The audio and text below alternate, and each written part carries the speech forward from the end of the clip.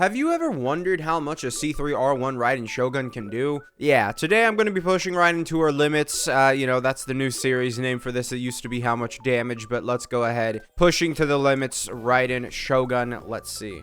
So, this is the best team I can do for my Raiden here, so let's see how much damage we can do here. I'm not a big fan of Raiden, to say the least. Yeah, we don't have a high crit rate, and, judging by the way that, people wanted to act like, yeah, we're gonna go ahead. That is the end of it. Once we get to the final electro hit there, we're ending the rotation. I'm not counting any more damage from that. That seemed very good. I wouldn't be surprised if it got upwards of 2 million. I wouldn't be surprised. This is a very good setup for Raiden. I think, my Raiden, top 4%, she'll be able to do 2 million damage. I think this is, an effective character. I think she is, possibly, you could throw around good for a C3R1 Raiden, but I guess I will only be able to tell that once I actually go ahead and add up all that damage. Okay, so 1.76 million. It's not, obviously great. She's what, 3 years old at this point, maybe 4. Yeah, well, she's getting close to 4, isn't she? Here, let me go ahead and look up her banner time while I talk about how we got incredibly lucky off of her crit rate. She only missed 1 crit the entire run we just did, and that's pretty insane. Like, pretty insane. Yeah, her first banner was September 2021, and 3 months she will legitimately be 4 years old. That's insane. So yeah, she's close to 4 years old at this point, and yeah, 76% crit rate. We didn't miss, well, like, we only missed the 1 crit, which is very good, honestly. Like, that's like, we got a really good run, but it kind of is bad because we got a really good run, if you catch my drift, because like, it's not really representative of what this character is able to do, because, well, it's representative of what she's able to do, but it's not representative of what she'll always sort of do on average, right? Because 76% crit rate, not great. However, let's don't think like, oh, well, she was, not crit 76% of the time. That's going to be massive damage loss, because I believe I had almost 200,000 damage before her Q skill even hit. So that's pretty good. The other characters on the rotation on the team did in fact, help out some damage, right? My Kujou Sara, not, the most incredibly built. I do, honestly, it's not bad though. I can't say my Kujou Sara is bad. I actually haven't put my Kujou Sara up on my Akasha. I want to see. Okay, Kujou Sara apparently does not have a ranking system. Great. But, yeah, Kujou Sara, she's built finely, I would say. I don't think I have her Q skill crowned, but it did like 80,000 damage. You could squeak out some more damage, so maybe we could get up to 1.8 million. Not bad, but, C3R1, right? C3R1. So it's not bad, but it is like on the level of like the newer characters, right? And that's kind of sad, right? But it's to be expected. Again, almost 4 years and 3 months, right? So like, or literally 4 years and 3 months. But like, yeah, so it's not bad, right? I still think Raiden at this level is still very effective. I looking at her damage there, it's good. We did, get a lot of crits there, but, it can happen, right? I literally, first try, I came into this video, and that happened. So it is a real representation of what she can do, and that is sort of what the goal is of this series. Now, one thing I can talk about real quick is that she has a specific combo, and combos that I,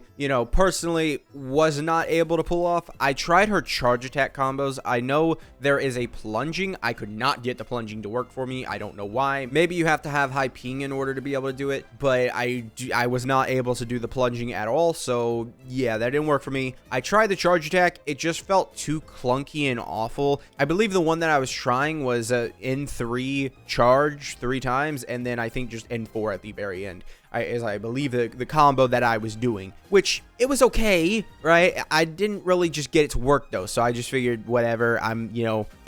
Most people who are playing Raiden are not gonna be like super, oh, I need to squeak out all the damage, because let's be honest, Raiden is a normie character. I'm just gonna flat out say it. Raiden is a normie character. She is the most popular character in the game, meaning even more people who do not want to, super, go into depth and learn her combos or whatever, and it's not even needed. Like, look, I 1.7 million damage. You do not need to do a specific combo to make that look good. You don't. That's just a good number to be at. Yeah, C3R1, but again, let's be okay. Let's look at it from this perspective. A perspective I've thought about, but I've never, said in a video. You could have just like pulled this character a couple times whenever her banner was out. I believe that she's had like 5 or 6 banners, right?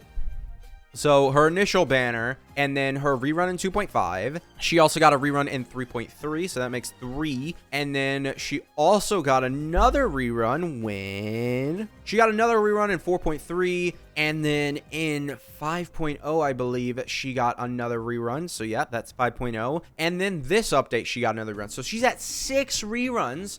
All you had to do was summon on half of her banners, and you could have a C3 Raiden, right? So if you look at it from that perspective as, you know, oh, this character is gonna, you know, age, and you've summoned on her over the years, and you've sort of stopped her aging process, you know, you could think about it like that. You know, you could, but, you know, thinking about her as just a C3R1 character, you know, you compare her to the C0 characters nowadays, she's just sort of there with them, right? If she was released at C3R1 today, there would honestly probably be a lot of people who said, like, okay, so today, let's say that C3R1 is just C0R1 for Raiden, right? If she was released today, she just had her, you know, first 3 constellations built in, or at least the power of her first 3 constellations built in. If that was released today, there would probably be people calling this character mid, right? Like, because that's what she feels like at C3R1, because there would also still be 2 electric DPS characters that were better than her, right? So there are still 2 electric DPS characters. People probably would, you know, say, don't summon on this character or whatever, right? But because she's an old character, you know, you had that first initial, like, she's utterly insane. And also, I forgot to mention, I'm running Shieldon on this team for a reason. She is my best, you know, option for my Raiden. I don't have Chevy C6, so that just doesn't work out for me. It would do more damage. Like, Chevy C5 is only 10k down on the initial hit, and I don't know how much down it is on the, you know, normals or burst hits, I guess.